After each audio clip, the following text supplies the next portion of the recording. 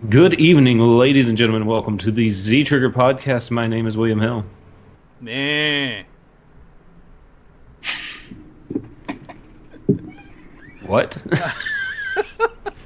I'm Brandon. Domo arigato. Oh wait, that's thank you. Mushy mushy. You're certainly welcome. We thank you very much, Mr. Roboto, for doing just what nobody wants to. What does right? nobody want Giving to do? us a horrible album? Nobody wants to listen to That Kilroy is not a here. horrible album. I've never heard the whole thing. I so I can't. I can't. I just can't. The rest of the album sounds nothing like Mr. Roboto. It doesn't matter. The song's there. I can never listen to the full album because it's there. Why do you hate Mr. Roboto so much? I mean, it's cheesy, but it's not terrible. It's not very good either. Well, I didn't say it was good, but... The one bad thing about that album, the music videos. Oh my, yeah. With James Young and the Panazzo brothers dancing Oh, God. Man, during heavy metal poisoning. that's... That is certainly a thing I need to unthink.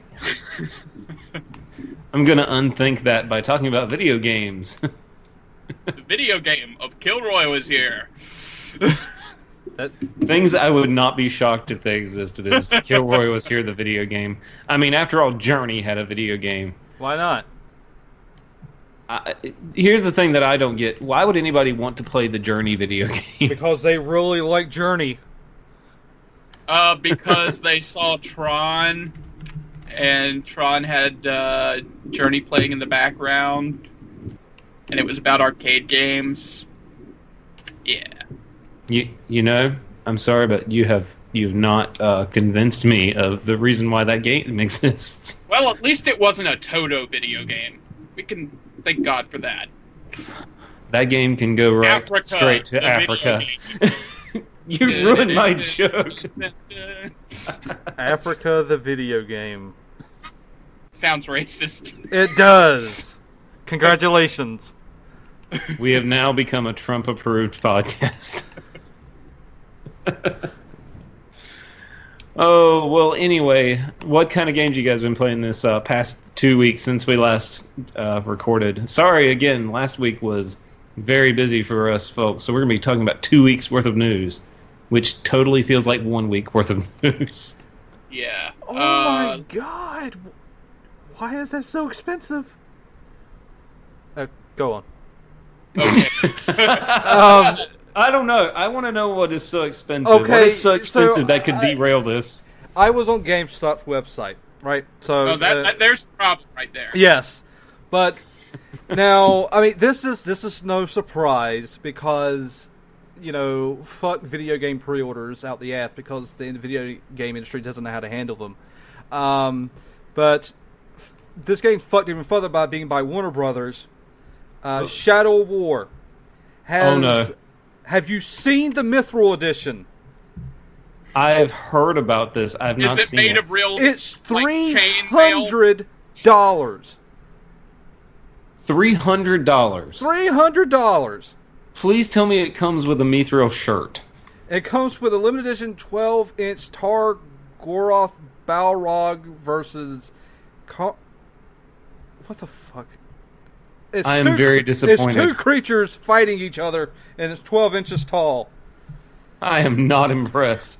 That is not Mithril shirt. And it doesn't even function as an amiibo because it's the wrong system. And it looks like it's worthless. It looks like it's made of plastic. So, what the fuck? Fuck you, Warner Brothers. So, what games have I been playing? A ton of RPGs, for the most part. Of course, I picked up the new 2DS. I have been extensively playing on that between picking up the first Breath of Fire because it contains the Super Nintendo Virtual Console games, thank God. And I probably will buy most of those eventually at some point. And And other than that, I've also been playing Xenoblade Chronicles 3D, Nice. which uses the functionality of the new 2DS.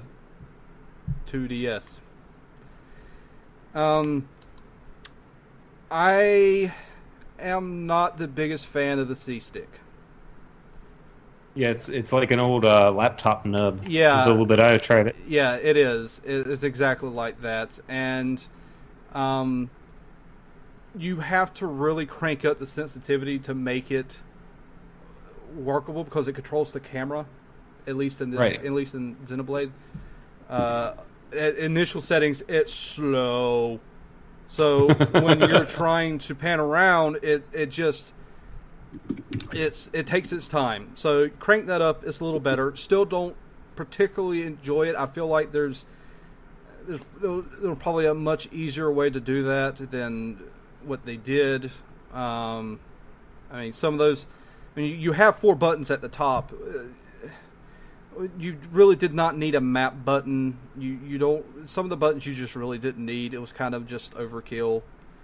But the game itself, I am currently calling SideQuest the video game because Jesus, within the first area alone, I've not even done the first story bit because I keep running into side quests. Go out and kill these monsters. Go out and find this item in the town, which that introduces you to the trading mechanic, because if a character is named, you can trade with them.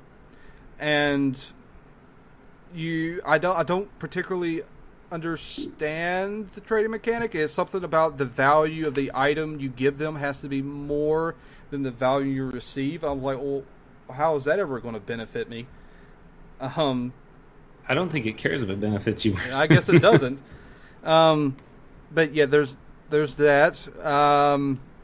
Of course, you go out and it almost feels like an MMO without being an MMO. A lot of the, especially when you think about the battle engine, that is really like an MMO, because in MMOs you just engage battle and the character just attacks on their own, and every now and then you hit a special ability and that's your instant of your involvement. That's exactly what it's like in this game, and I guess in the rest of the series.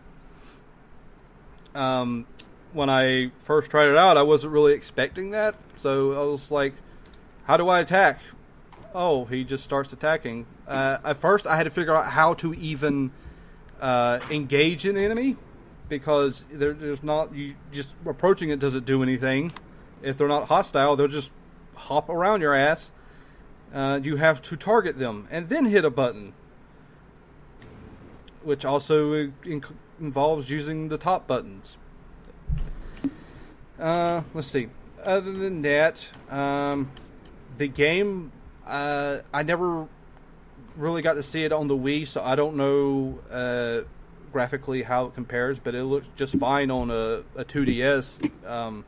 It's kind of interesting to see a game like that on a little handheld. It shows you how far those things have come in the years. But other than that, I picked up a few games. Like I picked up Pandora's Tower for the Wii, the new Torment game for PS4, and the Tales game for PS4. I don't think there's more than one. Berseria, right? Yeah, there's only that one, right?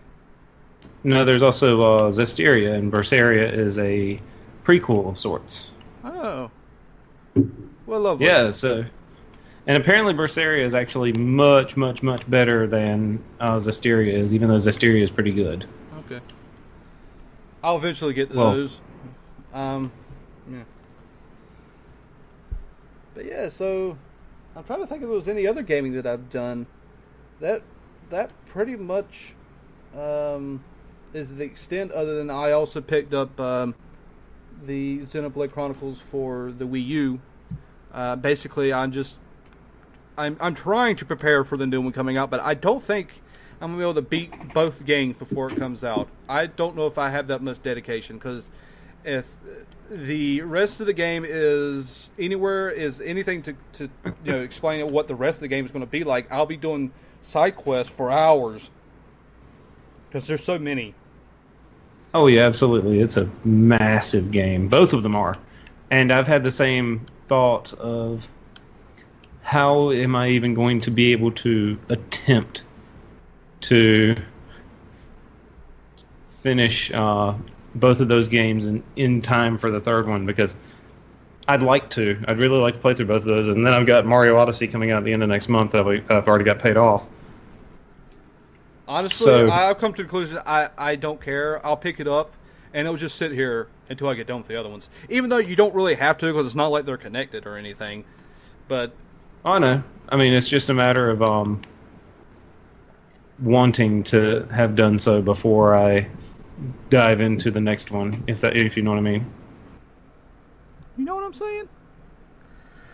But it's on my list.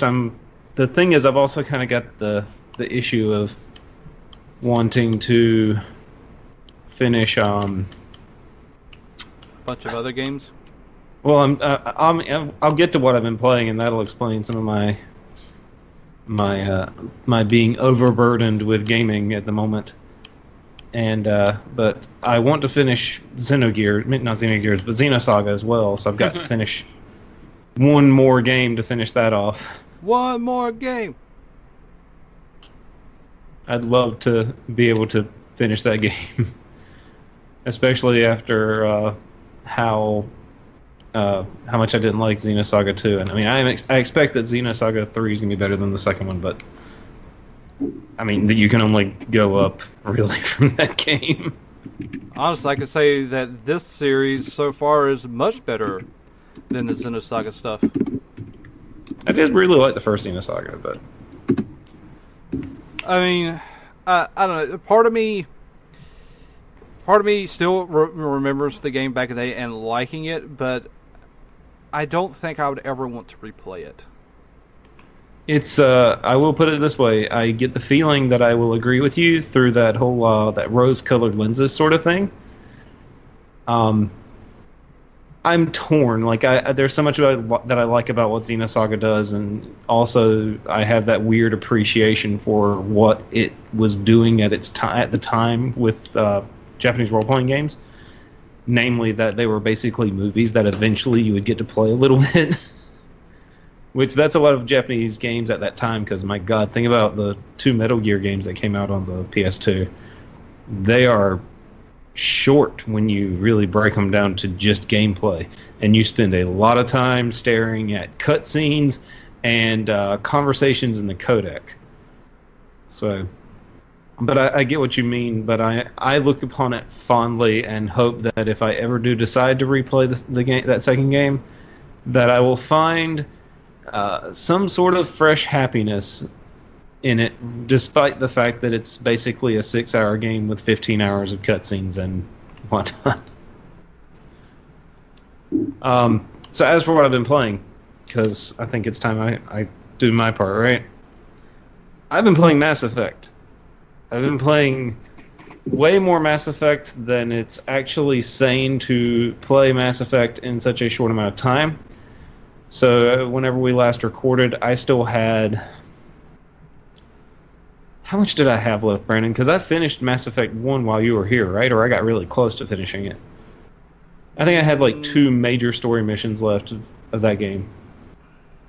And then I started Mass Effect 2 and I finished it in 9 days. And I have no regrets about this because it was quite good. Mass Effect 2 was significantly better than Mass Effect 1 in a lot of ways, but now I'm going to piss off most of the internet. Yeah, because that game got perfect scores. And here's the thing. It deserves it. It is essentially one of the most completely round and solidly made video games I've ever played. There's nothing about its design that really feels flawed. It is every bit as perfect as its design could be on its own. Now here's why I'm kind of hesitant to say that at times. Whenever you make a sequel, whenever you make an effective quality sequel to a game, The goal is to expand on what was already there and make it a bigger game, you know, and improve upon the things that didn't work in the first one. So Mass Effect 2 improves on the combat of Mass Effect 1 by actually making it, you know, good. And that's not to say Mass Effect 1's combat was innately, like, bad exactly. It's just... It wasn't Perfect Dark Zero. No, it wasn't Perfect Dark Zero. God, no. I can actually play this game and I didn't want to scream at things. But it had that really weird, you know, I've talked about this on the show before, where in Fallout New Vegas specifically, you could shoot at things. You could shoot something in the head, but because of RPG mechanics, it doesn't do anything because your scores are not high enough. And I'm sorry, but if you shoot a human being in the skull, they're going to die. And I had a lot of that sort of thing happening with Mass Effect 1 as well. So, go into Mass Effect 2, when you give somebody or shoot somebody in the head, they drop. And there's still scoring mechanics involved, but they're not as stringent, I guess is a way to put it. So, but where it lacks, where Mass Effect 2 lacks, is that it feels like a smaller game. I mean, it was shorter, yes, but that's not even what I mean. Like, it is not just that it's a game that took me less time to finish, even though it did. It took me about 6 hours less to finish that game than it did Mass Effect 1. But it feels like a smaller... Like, everything about it just feels smaller. The world feels smaller, the segments where... The story segments feel smaller, and in a way, it's a good thing.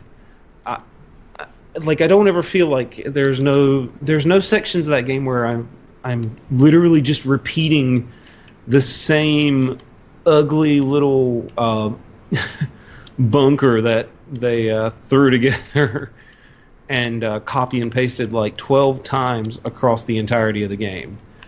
There's actual design to all of the side missions, unlike the first game. There's a lot that's done right here for the better of making a good game. But I miss things like taking the Mako down to the planets and exploring and finding the side quest, rather than, hey, here's a side quest, fly to the planet and start doing it. Even though I'm alone, I know most people hate the Mako. And I admit it drives like...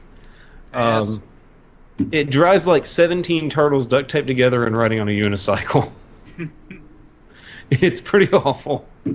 But I kind of love it at the same time. Like, I admit its flaws, but I miss it so much in Mass Effect 2 because of what it was in that game. So... yeah, I'm one of those people that really loves Mass Effect 1 for so much of what it does, and also loves Mass Effect 2 for everything that it made better about the overall design of the game. And the writing is actually better in the second game than it is in the first one. The first one was pretty good, but there's more personality to it in the second game. So I'm now started Mass Effect 3, and my expectations are pretty low. And I don't know, we're going to see how that goes. I'm glad that I'm finally playing these games and that I'm finally giving them the shot that they deserve, because I bought the stupid trilogy set 5 years ago, and then I moved back to North Carolina and haven't played it. So it's finally getting its due. I'm looking forward to seeing that...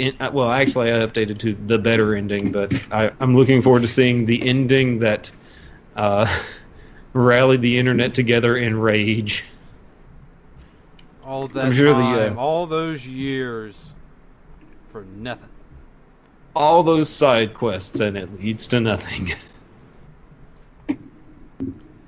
I will say, Brandon, when you were describing what I should expect from the side quest stuff, and you said that it doesn't mean anything, I was like, well, damn. I was really worried in Mass Effect 2 that it was going to just be this like Oh yeah, nothing mattered about the first game, and I was pleasantly surprised that there was more brought over than I was expecting. I got to see a lot of the NPCs a second time, and that was cool. I mean, yeah, I mean they show up, but ultimately it doesn't mean anything. It's just like, hey, you remember this character? You helped them out in the first game. They're here. Did they do anything? No, they're just here. They didn't do anything in the first game either, though, to be fair. Then why bring them back? Because it makes the universe that you're in feel cohesive, because those people who are major players are still around and they're still trying to do things in that setting. The only ones that matter are like that alien race that you had to choose to destroy or let live. The Rachni. Yeah, I let mine survive. So seeing them, Me too. Yes, that was something to hear about. But ultimately, I wouldn't want to like run into them again just because it doesn't feel like they're trying to make the world cohesive. It feels like sort of like fan service, just like, hey, here's all the stuff you did, we're bringing it back up. It's not going to affect your story any, it's not going to actually broaden your horizons any, it's just here because we're culminating everything you've done. But it ultimately doesn't do anything. If they were to be involved in the final battle, then I would be more accepting, but they're not. They don't do anything. Okay, see, I would understand. I understand what you're trying to say there. That makes sense. But going to the second game, there is no context for that quote-unquote final battle yet. So whenever I see Conrad Werner acting like a total douchebag at the Ansari world, which one is the name of what's the name of that planet? Ilium. Well, see, when you see him on the Ilium, in the second game, it's fine because everyone thinks you're dead. And to just be going around the universe and you randomly run into these characters and they're like, you're still alive? You know, yeah, because everyone literally heard that you were dead. Yeah. It's just like Snake Plissken. I heard you were dead. Yeah, I get that. That was also a line in Alien Resurrection. Mm-hmm. But I don't like Resurrection, so yeah. Nobody should actually like Resurrection. I kind of begrudgingly enjoy it for how goofy it is. But it's not a good movie. Beautiful, beautiful. You are like one of the select few people. I tried rewatching. And I was like, God, what? It's so dumb. Fuck. It's so dumb. Did they even watch the other films? It's such a weird movie too. Yeah, I mean, they have the alien spitting acid. Yep. At one point, I'm like, which is totally not a thing. Did it have like a mouth ulcer or something so it could? Yes. Sure. It has the herpes. Oh, but yeah, I mean, like, for example, whenever you go to Ilium and you see Conrad Werner and he's dressed up like you are, because, in the first game he was the fan. He was the turbo nerd who thought that that Shepard becoming a Spectre was the greatest thing in the world, and everybody should just humanity should be so proud, and he wanted a picture of you, and like he lost his wife as a result of being this crazy person that he is. It makes you and wonder. He's pushing people around, and did they? Because did they get inspiration from Ultima 9? Oh man, I hope not, because they pulled it off better than Ultima 9. From what I hear, that wouldn't take much. Yeah, it wouldn't, because Ultima 9 is it's a dumpster fire of a game. Must have already done this settlement. No. What was some other ones? So whenever you see like the TV personality who ruined your story and made you look like a total McFly on television. Did you punch her? I did not punch her. I could have, but I earned my Paragon. Totally punched her. I was like, totally worth it. Like, give me them renegade points. Yeah. Exactly. I will fully accept those renegade points. I was really upset that there's not an achievement for maxing out your Paragon in the second game, because I totally maxed out Paragon. I would have role-played more if I had known there was literally no kind of reward for it. Honestly, that's one of the reasons. Like, there's no reward for.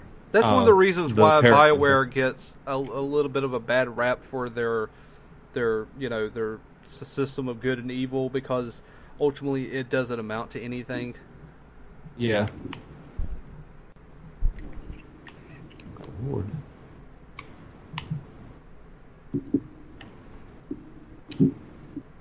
No, so yeah, I'm very impressed with Mass Effect 2. It's pretty much as good as everybody said it was. I still think there are things about the first one that are better, and I know I'm in the minority there. But what breaks my heart is I've been told that with Andromeda, they were trying to bring back those things that were missing from the other two games that people liked about the first one. Like driving the Mako and going to all the planets and doing the stuff.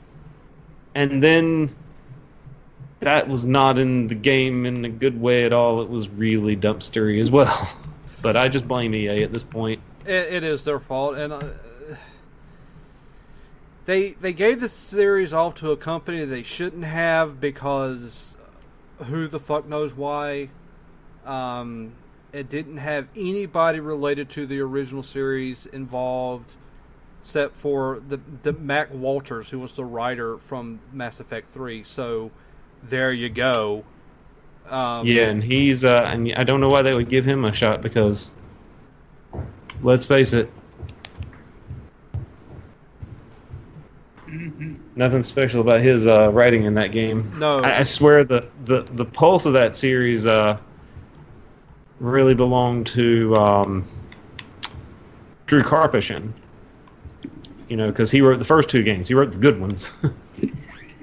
Yeah, and the only reason why he didn't do the third one is because they moved him to Knights of the Old Republic. So you can blame that mediocre MMO for subpar third entry. Yeah, they shouldn't have done that, because that never really panned out. Like, that game apparently is not bad, but there's a lot about it that makes me angry too. Like things I've already mentioned about the ethics systems and such. Well, see, like I said, their ethics systems don't do anything, and they constrict more than they allow for more engaging gameplay. Right. But with Andromeda, if the story had been better, a lot of its other problems would have been ignored. But right. The story was so piss poor that it didn't matter how much you improved the battle engine; it just didn't matter, And now it's to the point they canceled all DLC, and they don't know if there will be a sequel. Which is quite the opposite of their original plan, because wasn't there supposed to be like 5 Mass Effect games in this cycle or something? Maybe. It was something crazy like that. The things like they closed down that studio, merged them with Motive Studios. And like, yes, this creates doubt upon the Mass Effect franchise. I was like, no, it doesn't. They're going to do Mass Effect. That there's no way they're not going to try again. That would just be fucking stupid. Well, until they shutter BioWare completely. It's like the next thing they're going to pay attention to is Anthem, which you say that, but at the same time, it does have that writer you like so much. Karpyshyn? Yeah.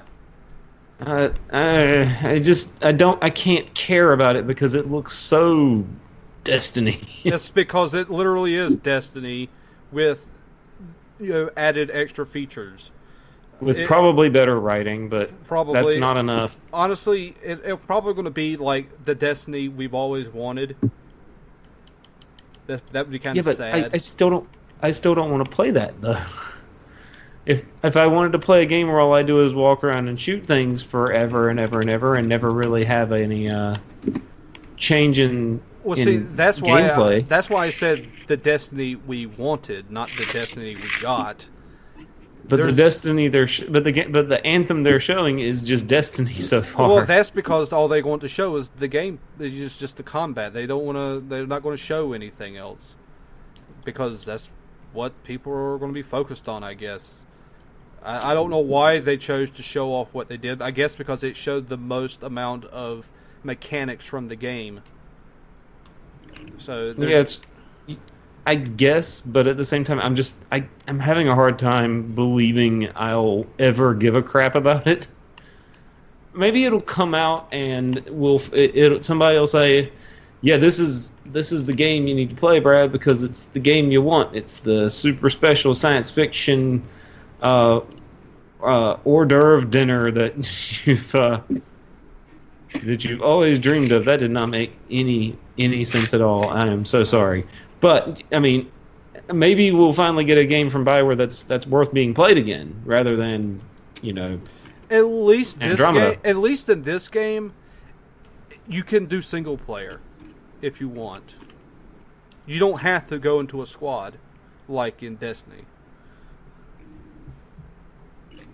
So I don't know. Well, it's going to have to wait and see because we ain't gonna get this game until the end of 2018. Oh no! Yeah. That is quite a wait. Yeah, I mean, what? The game I want ain't gonna come out until the year after that. So, true. I don't know. Having a hard time being excited about no matter how I try and wrap my brain around it, I cannot get excited about it. Sort of like I can't get excited about playing Fallout 4 tonight. Honestly, I don't like Fallout 4 all that much. If you want to talk about, I did give Bethesda a little bit of credit for the fact that with every single entry, they may not, push the boundaries of mechanics, but they always did broaden the games. They made writing a little better. They made the combat a little better. But in Fallout 4, it all feels like the same while taking a step back because they've removed a lot of the RPG elements for this streamlined skills system that sucks. Yeah. And they didn't improve on anything. Instead, they shoehorned in this, hey, you want to build a town? Well, here's this really shitty, not very well thought out building mechanic that sucks. If I've not said that yet, it sucks. It's cumbersome, to be sure. So I don't know.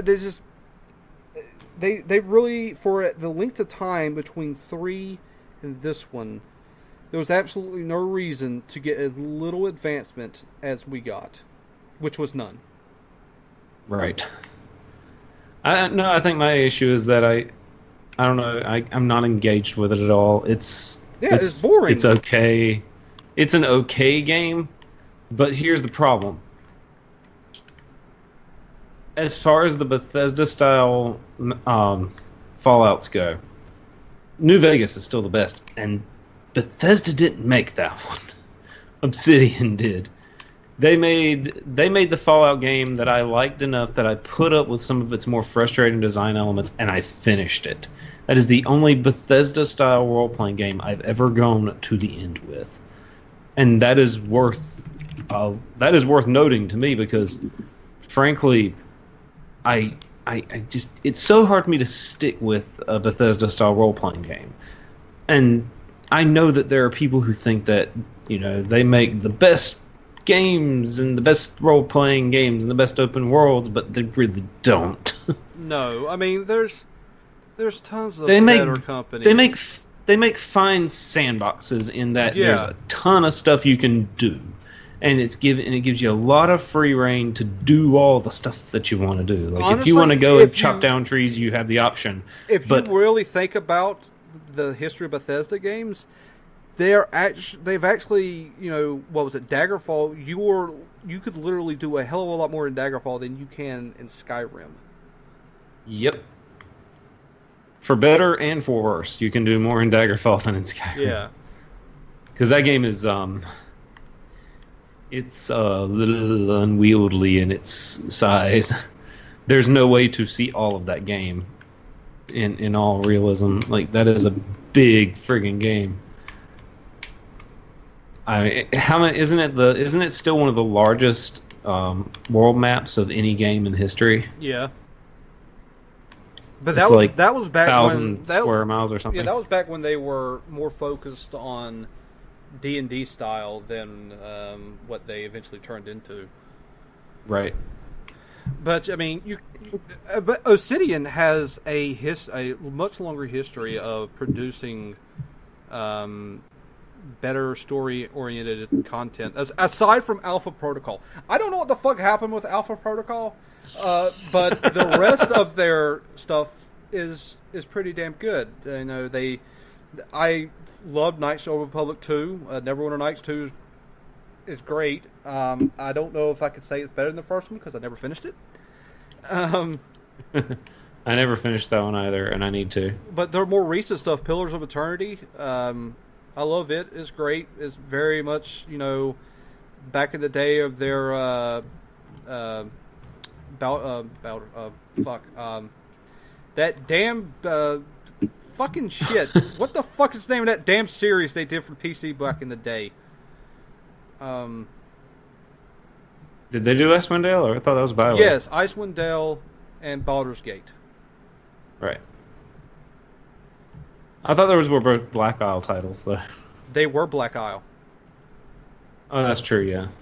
That's why I say they have a much larger history of creating story-oriented games in these big, massive open worlds. And again, I stand. Fallout used the open world that it made much more effectively and far more interestingly. I'm sorry, like, the plot of Fallout 3. Go and find your dad. Fallout 4. Go and find your son. In New Vegas, it was go and find the guy who left you for dead in a shallow grave in Las Vegas. And find out why. Yes, and then take over Vegas if you in a way of your choosing. Yeah, if you want to, you can completely take over Vegas, but you do it your way. And there's a lot of different ways to end that game. You do it your way? So he did it his way. So it's just a gigantic McDonald's commercial? No, it's like that clown song. It's like a Frank Sinatra song. Yeah. As used in the new Kingsman trailers. I need to see that movie. So do I. All I have to say is Elton John. Elton John? Yep. Elton John. Yep. I had heard about that. Yeah, Elton John's fantastic. In so I have not heard about this. So many ways. Please do not spoil it. I need to experience this the right way. Yes. Whenever I finally get my Movie Pass card and go see it. I hope the Movie Pass card's coming soon. You haven't gotten that thing? No, we have not gotten our stupid Movie Pass card yet, and I want it bad. They are killing us, man. So, yeah. So you played Mass Effect? No, we were on Fallout.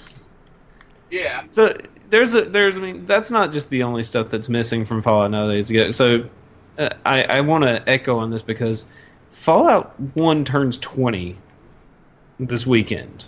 Tomorrow, as of when we are recording.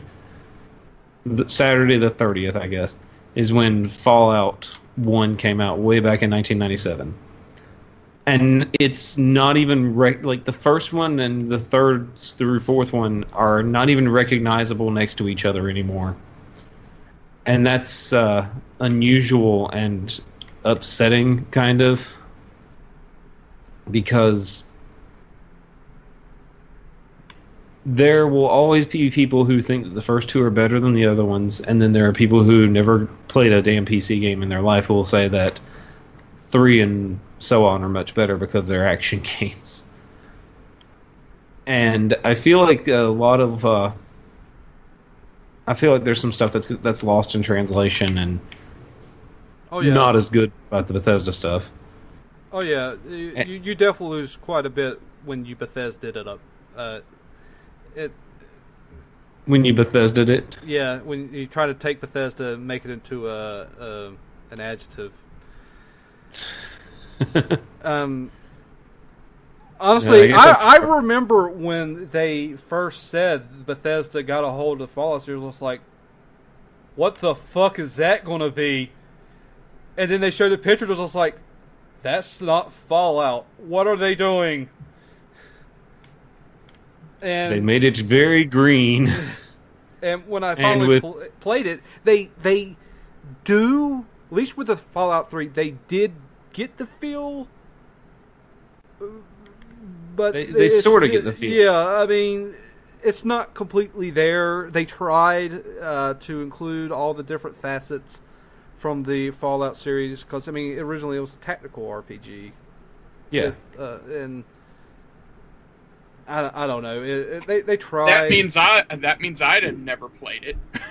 I mean, it's not the same tactical. In all seriousness, Fallout 1 and 2 are not. They're not like strategy RPGs like Final Fantasy Tactics, but they are definitely smarter than me. It's like you walk around like a normal RPG until you get into a battle, which then turns into you walk a few steps. You basically have like a number of little dots, and the dots could basically say what you can do, how many actions you have, certain motions. So it's more like chess. Sort of. It's an interesting hybrid to describe. Brandon, tell me this. Sorry to interrupt, but I want to know this. Is your love for the original Fallout games part of the reason you hate Final Fantasy Tactics? Oh God, no. I played Tactics long before I played Fallout. Okay. I was just curious because there's an interesting correlation between those two things. I mean, in 97, in terms of when did Tactics come out?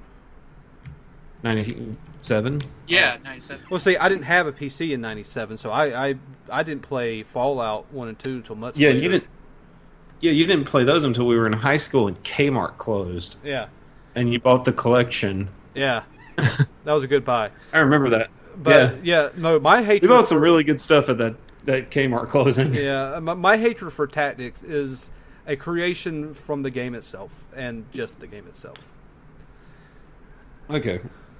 I didn't know if that had evolved at some point. No. Because of playing a game like that where you get the thing that you say you want from Tactics, which is the ability to go and roleplay and explore and do stuff.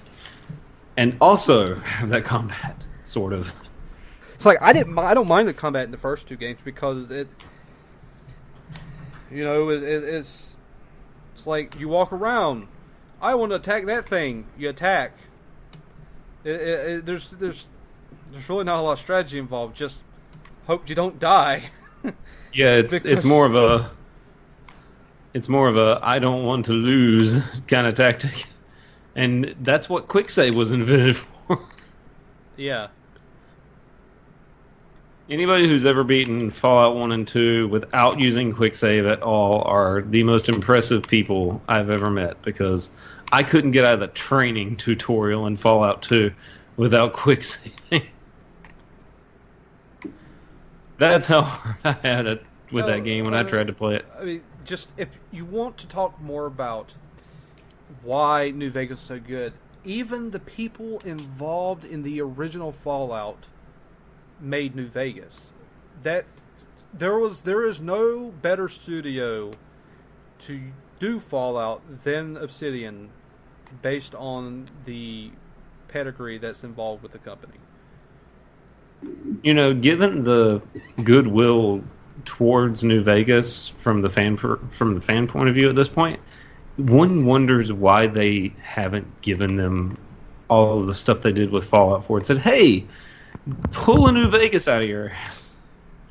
We want this. Bring it on." I don't know why. I mean, you would think they would, just so they could have more games out instead of every 5 to 8 years. It feels like. I know it may not be that long, but it's what it feels like sometimes. They do have one of the longest development cycles of any studio in existence. They make Square look fast by comparison. It was 5 years from New Vegas to Fallout 4. because I'm looking at it now, and it was 2 years between Fallout 3 and New Vegas. They also had that juggernaut called Skyrim in there too. Yeah, that's not on this timeline, so I don't know the year of its release, but I know it was between New Vegas and Fallout 4, of course. But still, so see, 2008. So when did Skyrim? Which I'm surprised they're not trying to. I'm surprised they're not trying to milk Fallout to death like they were Skyrim. Well, Skyrim, honestly, as most of people like the Fallouts, they like Elder Scrolls more. 2011. So almost 2011. Yeah, almost 4 years between 3 and Skyrim. And now they're not even. As far as I can tell, they're not even close to starting development on the new Elder Scrolls. Elder Scrolls. So I don't know what they're doing. I do imagine they're going to take their time. I think they're going to take their time making that one and actually possibly do a new engine, since I can imagine they're tired of getting criticized for using that clunky old thing that they made for Oblivion, whatever it was called. I can't remember. Yeah, it was Oblivion. I can't believe it's been that damn long. I wouldn't be surprised if it's been even longer, considering. I can't look up. I know that there's a name for that tool set. 11 years. Yep, and it looks like it's 11 years old. It looks like Game Bro, but I know it's not. BRYO. Gamebryo. Gamebryo. Yeah, Gamebryo. That's exactly what it is. God. They're still using like a modified version of that or something like that. That's a long time of using one single engine. I mean, if you modify an engine enough, you can get away with using the same engine forever and ever. Amen. But they haven't modified it enough, and Fallout 4 only looks slightly cleaner than New Vegas. Oh my lord! Did they ever fix all the glitches and bugs in New Vegas and 3? That's cute, Trent. You think that they cared about fixing their bugs? That's like one of the few companies that doesn't get, attacked for their bugs. It's like, yeah, they're bugs, but really no one says anything. I think it's just because everybody's like consigned to their fate. So they're not game-breaking. It depends on what console you're playing on. Yeah, Fallout New Vegas was almost unplayable on the PS3, simply because of the. Yeah, it's because they have the same problem, and that's that they have a memory leak. As your save file gets bigger, it crashes more frequently because it has a hard time handling the size of your save file. And eventually it just doesn't load anymore. Wow. Oh, I mean, I never got that far, but yeah, it can literally just ruin your game to play it for too long. I mean, I own New Vegas and Fallout 3 now on the 360. Haven't even put them in the game system yet, but... In all seriousness, play New Vegas. You will have a blast as long as you can get into the vibe of it.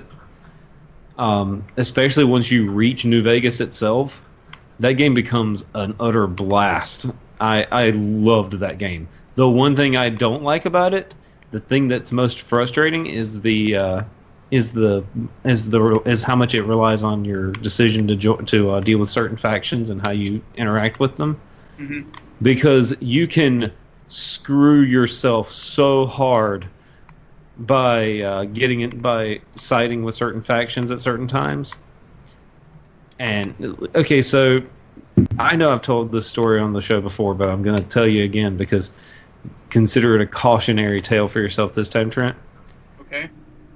So I allied myself with the NCR purely on the grounds that they had resources that were good, and also they were nice and organized and directly in the middle of the main map. And Caesar's Legion was not directly in the middle of the map, therefore not as much of an immediate threat to deal with. Until I sided with the NCR. And then they became the most horrific jerks on a regular basis.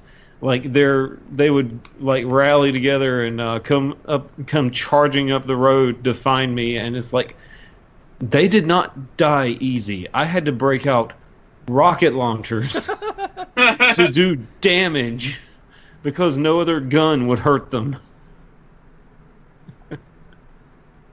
It was embarrassingly bad how hard of a time I had playing that game purely because of Caesar's Legion. There was one point in the game where I literally had to go through a canyon where there were oh god, what are the horrible mutants called that can completely ruin you?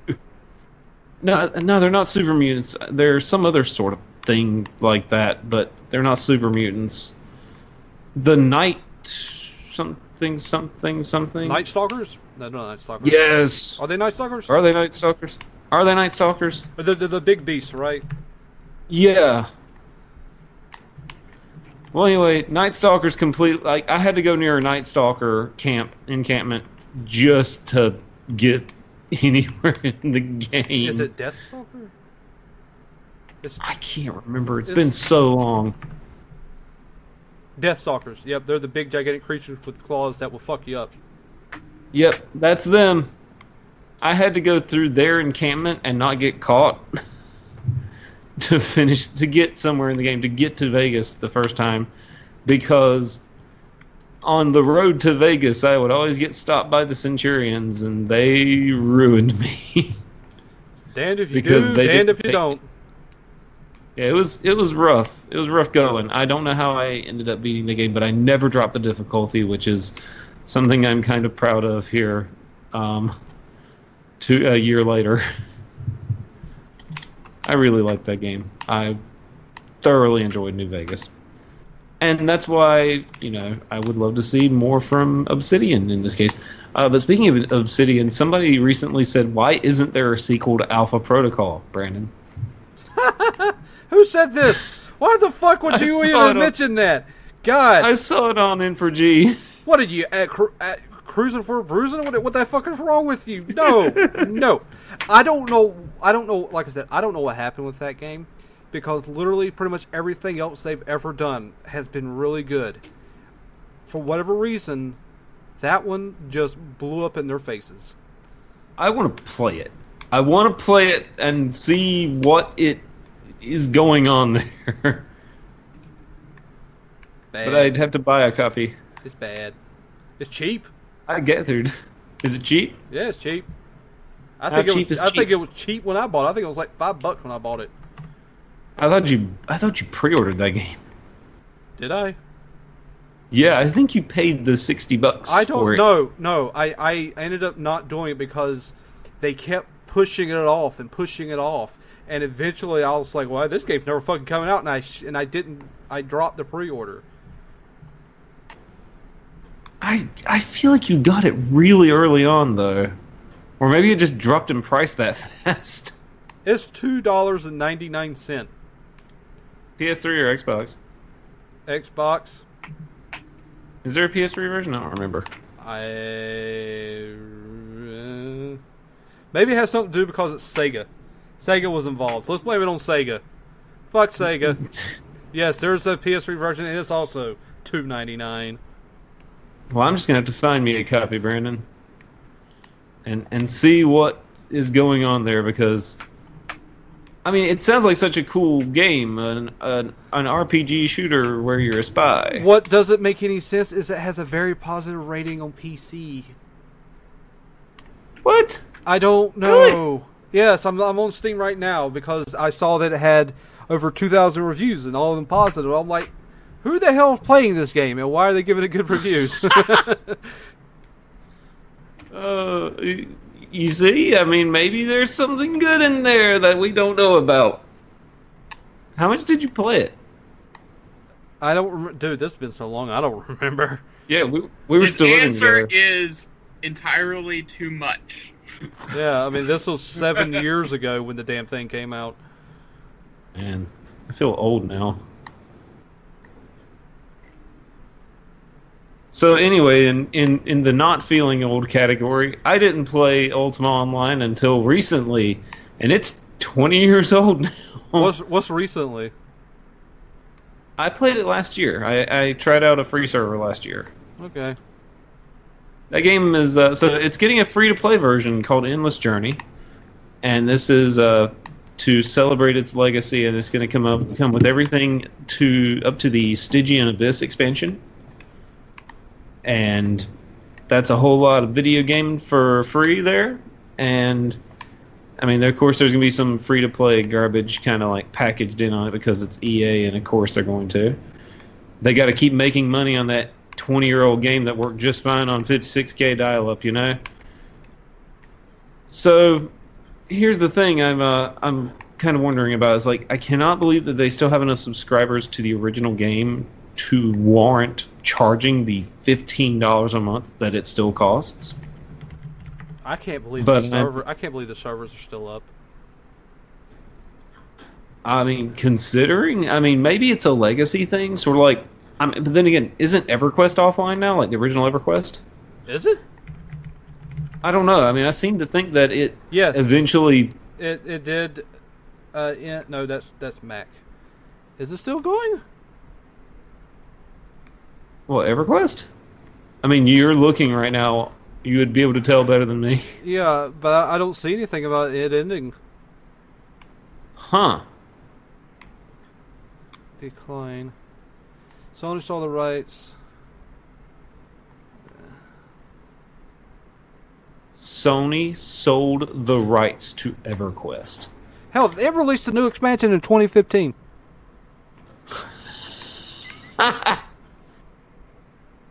Let no game go into the dark. Yeah, that game's still going. It's another company is running it, I guess. But yeah, but Ultima Online is 20 years old. Yep. EverQuest's only 18. I think it came out in 99, right? Wow. It's legal now. Yeah, but neither of them can drink. And I swear, I'm pretty sure that I'm sure Ultima Online could use a drink after its history. Brandon and I've kind of on and off talked about playing it, though. That's the really funny thing. Now that we both with it's being free. Well, I mean, it's free when you play a free server. It's just this version's free, and I'm wondering how much more it's updated than the free ones are, because I swear I cannot get around the interface of the original. Well, you should play the enhanced version, see how that gets you. Yeah, we'll see. I mean, is this a thing we're going to try at some point? Once the free thing comes out. I mean, I want to play on. I don't want to sit here and try to. I guess it must not be that hard to play on a custom server. Oh no, it's simple. Like, I've probably got my access to one of them on my computer right now in a folder. Because I mean, I downloaded a client that's specifically for it. So interesting though that this is a game we're still talking about after 20 years, not in just a historical context, but that game is still online and playable. And I know a degree of that has to go with how vast and massive the Ultima fan base is in terms of its obsession. Because Ultima fans are... They're one of the oldest online communities. And not only are they one of the oldest online communities, they're also one of the most obsessive and dedicated to their game. Going so far as to being, well, let's be honest, a bit pretentious about their love for it. So, the case in point, whenever it was even mentioned that the new one, Shroud of the Avatar, might get a console port, they're like, they basically acted like, oh, these filthy casuals, they don't want to play this kind of role-playing game. This isn't like a console RPG. They wouldn't want anything to do with that. It's like, I mean, give console players some credit. They'll try stuff, But that just did not sit well with them that I said such a thing. So they're defensive about their series, and they want it to be exactly what it is forever, and that's why they'll keep this. I don't know if they've improved the UI over time, but man, I'll tell you, Brandon, you're going to be, when you find, if you play the original, or at least as a version like I played, I don't know how to do anything in that game. I don't. And I've tried talking to NPCs to find quests and stuff, and I never figured it out at all. So I was going somewhere with this. Where was I going? Yeah, it'd be interesting to it's interesting that this game is still around, given the lack of ease of entry in terms for new players. That means probably this game still got people who've literally put over $1,000 into their subscription costs over time, because they probably still got their original houses from the first game. So yeah, that's just interesting. So yeah, cool thing that it's still around, and odd that it's only just now getting a free-to-play version. So that. All right. So Tokyo Game Show was last week. The thing that we didn't really ever get a chance to talk about, going missing last week. Did you guys see anything at all that you thought was interesting at TGS? Not really. Not really? No. Well, there's one reason for that in particular. Nothing was announced. I don't feel like anything interesting was actually announced at the entirety of TGS. There were no surprises, no special trailers. Actually, there was one surprise that was kind of interesting, and everything else was just nothingness. It was empty air. And the most interesting thing I heard about was the game that's in the new game in the Front Mission universe, which I just completely blanked on the name of. Left Alive? Yes, Left Alive. Sorry, I knew it was a survival-y title.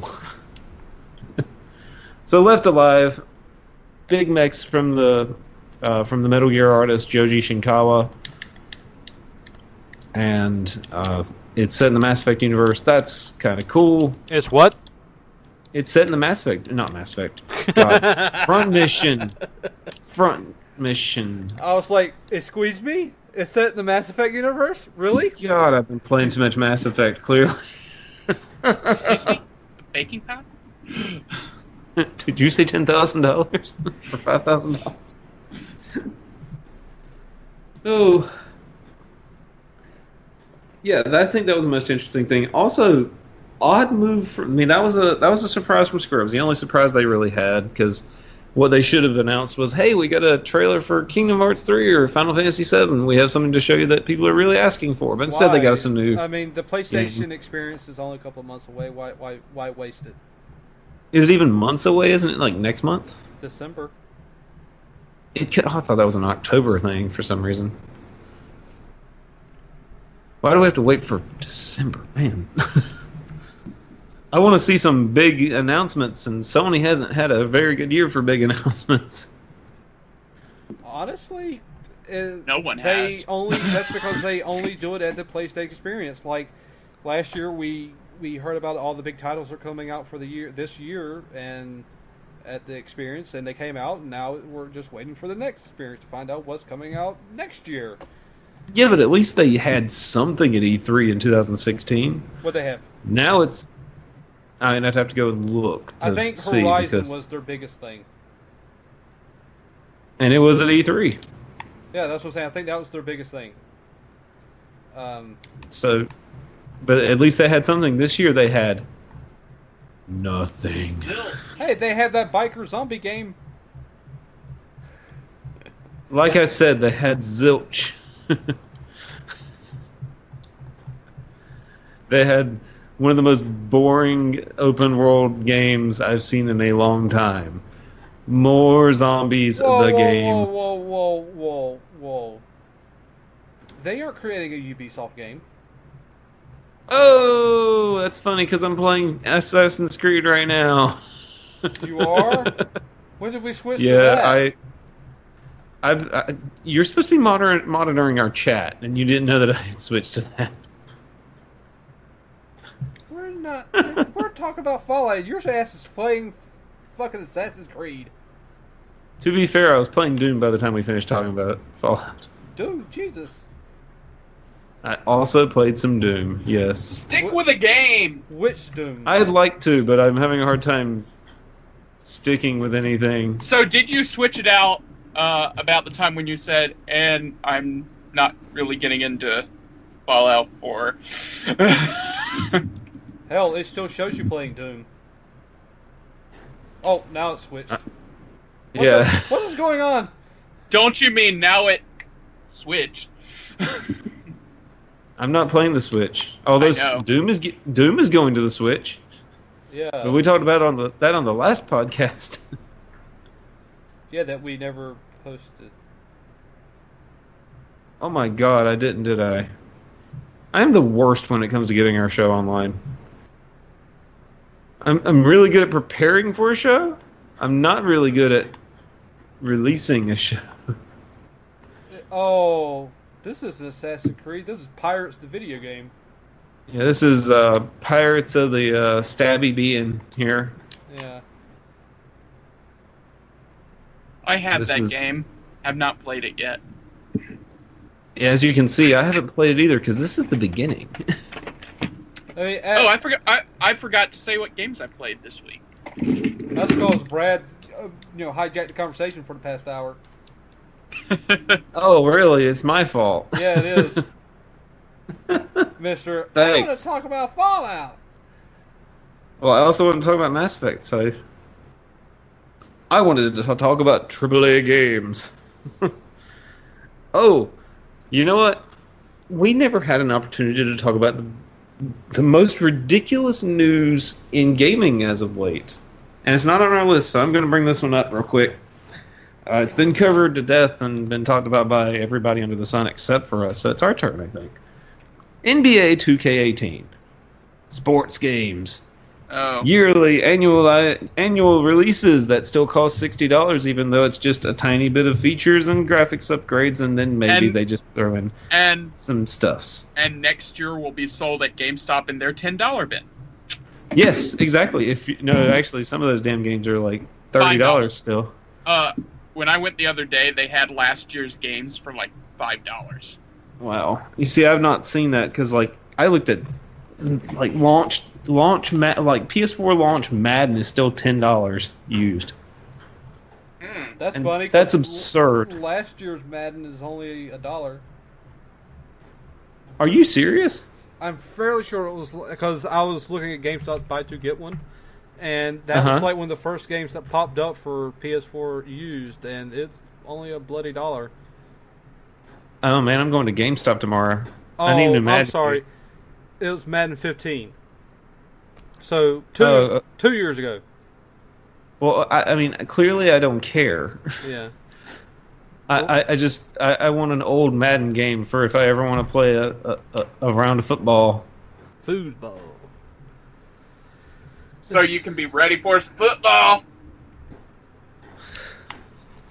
I don't think I'm ready for football anymore. Yes, NBA 2K16 is only $5. Wow. Yeah, and GameStop does have a sale going on this weekend. Yeah. So I could go get all three of them for less than $10, is what you're saying? Yeah, it'd be fairly cheap. I say is that, FIFA, is FIFA one of the games? Only if you can get a used copy, and nobody's going to trade their copy of FIFA in. Well, anyway, I don't see any cheap FIFA games, so. Oh. Well, that's because people who play. That's because people who play real football take their sports games seriously. That's right. So, NBA 2K18. So, this game has garnered quite a bit of controversy as of late for the very simple fact that it's a $60 game with an absurd over-reliance on microtransactions. I have not played this game myself. I've not looked into the microtransactions either because, in all seriousness, who cares about NBA 2K18 except for people who like basketball games? And in this case, I'm only really upset because they're getting screwed, from what I understand. One website, Is this an EA game? No, it's a 2K sports game. Oh. This one site went so far as to give this game a 3 out of 10 because it was so over-reliant on microtransactions for its gameplay. 2K had the balls to go after them and tell them to pull their review off the net because it was not a fair review. I hope they laughed at them in response. Oh no, they pulled the score down. What? Yeah. I guess they're because they want to keep getting games to review from this company. Oh, they eventually reinstated it after they made sure that 2K was aware that, hey, we gave this game a bad score because of your crappy microtransactions. This was not a mistake.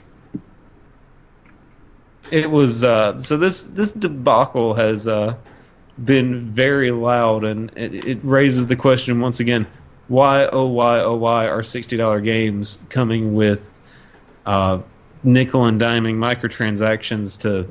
And in a sports game, of all things, what are you paying for? Honestly, it's just something that's been building up because EA's been putting microtransactions in their shit for a while.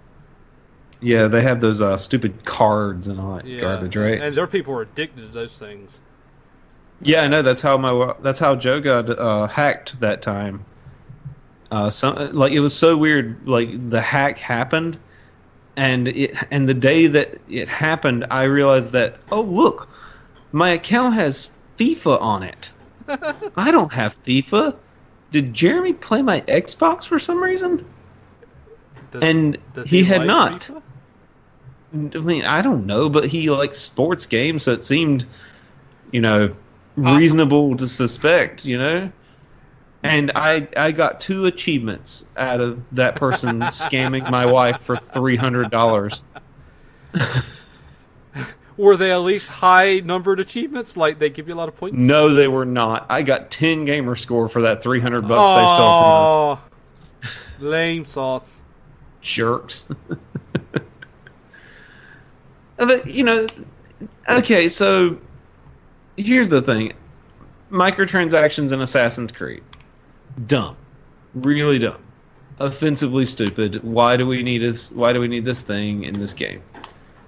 But at the same time, some people suck at video games and would not mind paying $10 for some points so that they can get better weapons right out of the gate. That is a thing. I am not that person. I think that's kind of lame. But sports games.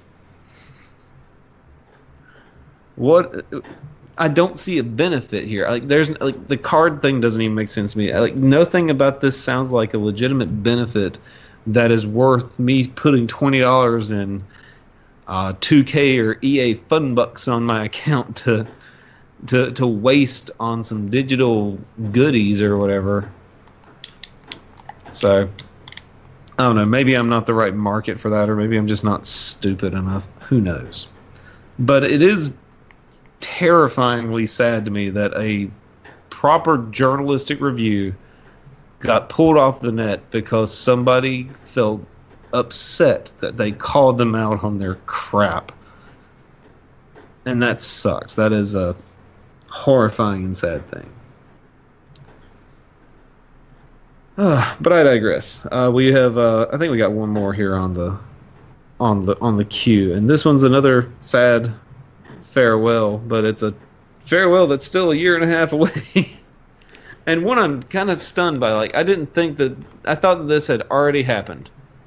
So the Wii Shop channel is finally going to be closed down in 2019. This is a thing that I thought was already closed. Dead serious. Before then, we get the stupid Weverse or the Miiverse taken down like next month or the month after that. Which is crazy that a newer service is going to go away long before the Wii eStore closes down. You can't even buy a new Wii anymore, but you can still buy games on its service. I don't even know where you'd go to buy a points card for the Wii, because they never converted to the to actual cash currency. They still had the points thing. Yeah. Yep. So that's pretty stunning. What's really funny, when I think, Brandon, you sent the news story, right? Or was it Trent? That was me. I didn't. Okay, so when Brandon sent the news story out, I thought it was really funny that the tag for the article was that that shop channel music will live on in our memories forever. And as soon as I read that, I was like, dun, dun, dun, dun, dun, dun, dun, dun,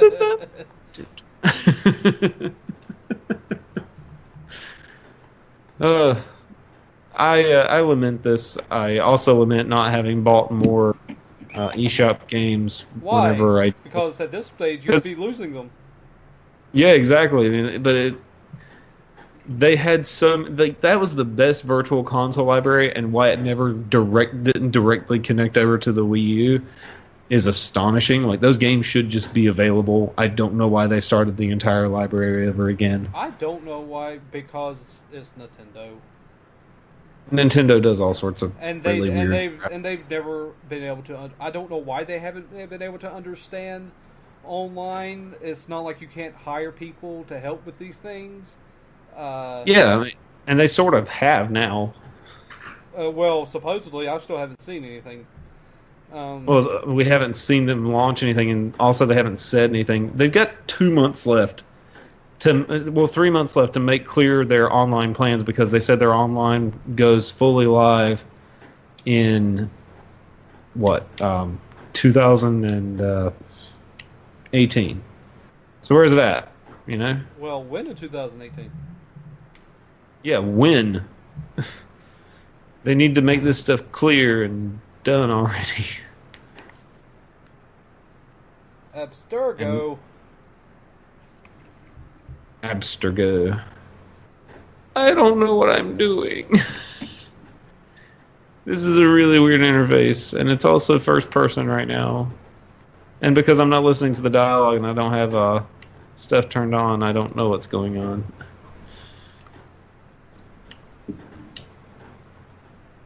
Mm-hmm. Well, anyway, I think that is it for this episode. Unless Trent wants to pop in with what he played this week, since I interrupted. And just very quickly, I played some Super Mario 3D World and Super Mario 3D Land. Different systems, different games, same, same design concept. Yeah. Both of them I like quite a bit. Yeah, I like Mario 3D World so much that I hate that I haven't played through and beaten all of Mario 3D Land / I don't own it even. I'm trying to get through a world on Super Mario 3D Land a day. So I'm on World 4 now. Very nice. It took me about a month of non-stop play to get through everything I got through in 3D World. That is a big and incredibly challenging game. Wow. It's very good though, and I posted in your Facebook post about it that there's a way to get 1,200 lives. Yeah. Do it. I'll need it. You'll need it. You'll need it so bad, especially for stuff like the horrible little level where you have to ride that stupid walrus or whatever. Oh yeah, I saw a video review of the game that showed that. Yeah. Eat Fishy Joe's. Ride the walrus. It's annoying. It is incredibly annoying, and you have to get those 3 stars, and that's not easy. Yeah. So yeah, you go into level 2 or whatever, the one that's in underground, and you grab a turtle shell, and you go between a wall, like 2 walls, or like a pipe and a wall, and square yourself up really nice so it'll just bounce back and forth between the 2 spots. Throw it and jump and just bounce on the shell. and let your timer run out doing that. And you'll get an extra life for every time you do that. Wow. Yeah. It's pretty awesome. Yeah, I'll definitely use that. Yeah, because I mean, it's every single game in the series comes with. I mean, it has a thing like that. Yeah. To kind of help you get by, as it were. Well, I mean, on 3D Land, I'm up to World 4, and I've got 50-something lives. Nice. It almost feels a little handicapped. I mean, it might be because it was one of those early 3DS games. Also, I'm used to the original Super Mario where, they didn't give one-ups that much. Yeah, Mario Land was not the hardest game in the world, but it could be challenging. And I'm not using walkthroughs. And I'm getting, when I say I'm up to World 4, I've been getting all the stars on each one. So, it takes a while. Well, yeah. I also started Xenoblade Chronicles X. And by started, I mean I'm still in the prologue, because I think the prologue might take a few hours. No, the prologue's not too bad. It's not short by any means, but I'm in the ship thing. You know. Oh, in the town. Yeah. That means you're almost out of the prologue. Okay. And then you go into the part of the game that I'm still in, the first area, which is big. The first time I started playing it, I'd come up across these monsters, and you'll have level 15 monsters right beside level 3 ones. Yep. So, and I'm still at level 2. I'm at level 4 now, but at the time I was at level 2, and so I got my ass beaten quite a bit. Not to mention the fact I didn't know how the battle system worked. I now know how that works. So I'm doing quite a bit better now. But yeah, it's a fun game. It's a beautiful game to look at, too. Oh yeah, it's a gorgeous game. I love the design of it. The only thing that I really am not a big fan of is the little quests you do for the townspeople. Mm-hmm. And they're important that you do them. They're just a bit fetch questy. Yeah. Yeah, that's what it's like in the first one.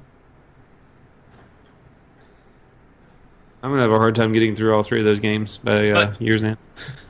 But yeah, I'm really liking the Wii U that I bought.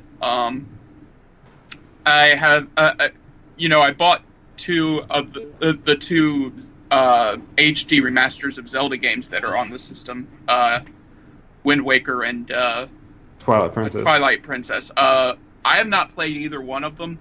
I've been watching my sister play Wind Waker a little bit, and I'm not a big fan of that game. What, Wind Waker? Yeah, I know a lot of people call it one of the best Zelda games there is. It's too cartoony for me. That's the only reason. Way too cartoony.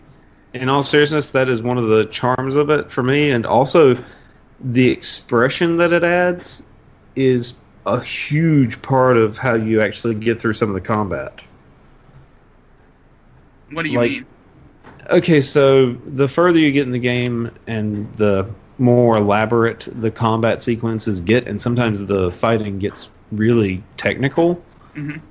the enemies all telegraph the attacks they're about to do.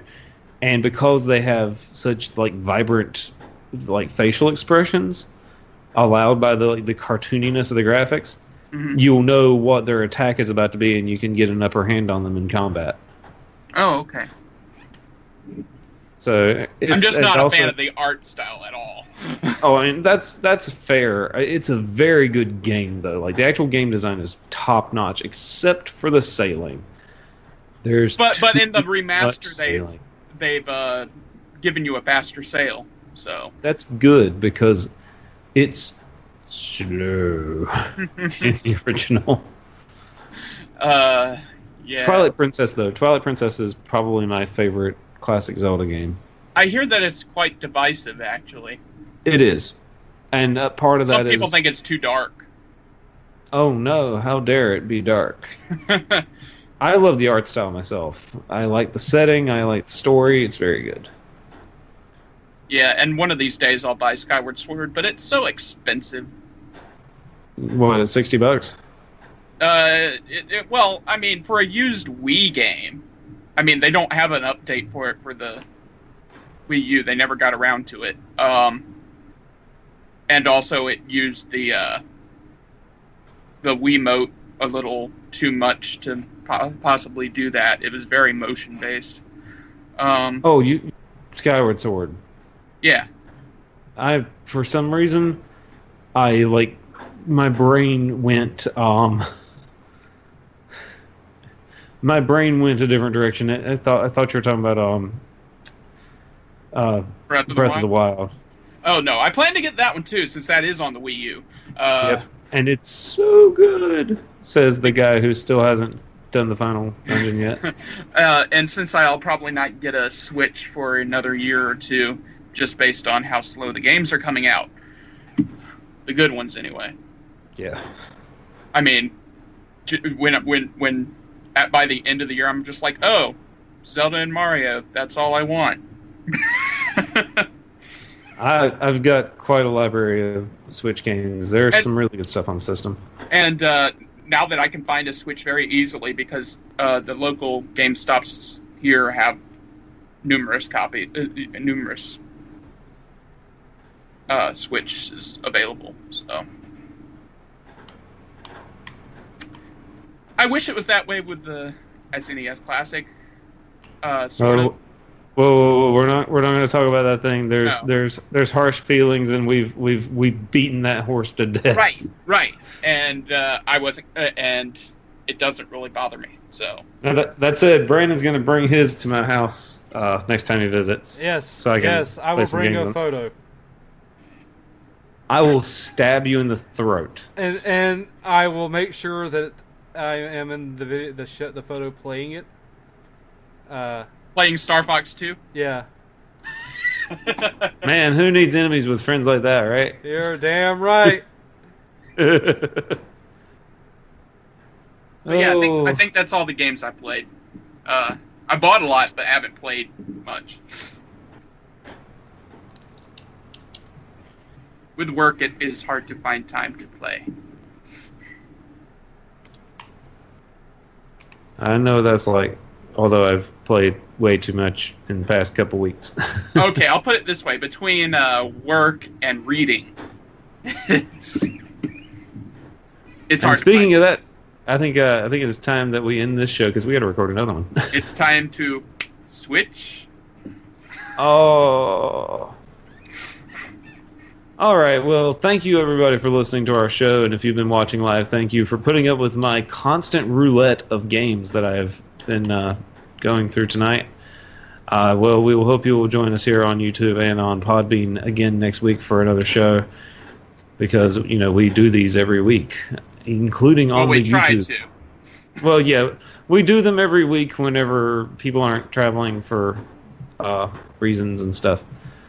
So, again, you can follow us on Facebook or Twitter at ZTriggerLive, and on Podbean and on YouTube as well. Please subscribe. Do that all kind of lovely stuff, because that's important to the health of our show, especially now that YouTube has told us that they're not going to give us money at all until we get a lot more views. We like views as a result of this. As I play Assassin's Creed poorly, I'm begging for views. A view to a kill? An assassin's view to a kill? Yeah. That would be much better, I think, than Pirates Assassin's Creed. Oh, I don't know. That movie was pretty horrible. Yeah, but it had Christopher Walken as a villain, and that's kind of fun. Yeah, but it had Grace Jones naked. Oh, for Queen and Country, James. Oh, Kitty's gonna hate that we made this joke again. All right, everybody. Thank you again, and have a great week. Good night. Later. Be seeing you.